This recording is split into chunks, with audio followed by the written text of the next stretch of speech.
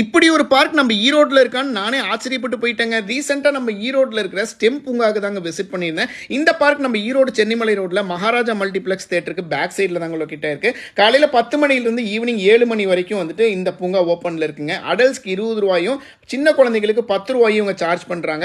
இந்த பார்க்கை 3 வகையாக பிரிக்கிறாங்க. அவுட்டோர், பிளானட்டோரியம், இன்டோர்னு சொல்லிட்டு. அவுட்டோரை பொறுத்த வரைக்கும் சென்டர் ஆஃப் கிராவிட்டி டால், அதாவது தலையாட்டி பொம்மையோடைய மாடல், பிஎஸ்எல்வி அண்ட் ஜிஎஸ்எல்வி ராக்கெட்டோடைய மாடல்ஸ் சொல்லிட்டு ஏகப்பட்ட சயின்ஸ் சம்பந்தமான விஷயங்களை பிளேவே மெத்தட்ல இங்க வச்சிருக்காங்க.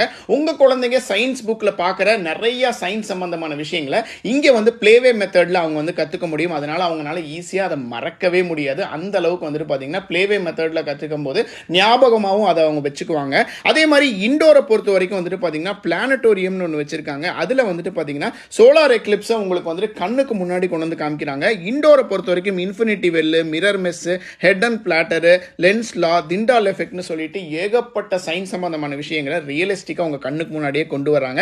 இது மூலியமா குழந்தைகளுக்கு டைம் ஸ்பெண்ட் பண்ண மாதிரியே ஆகும், அதே டைம்ல அவங்க கத்துக்கிட்ட மாதிரியே ஆகும். இந்த மாதிரி பார்க்குக்கு நீங்க இது வரைக்கும் உங்க குழந்தைகளை கூட்டு போகல அப்படின்னா கண்டிப்பா விசிட் பண்ணுங்க. கூட்டிட்டு போயிருந்தீங்கன்னா உங்க எக்ஸ்பீரியன்ஸ் எப்படி இருந்துச்சுன்னு கமெண்ட் செக்ஷன்ல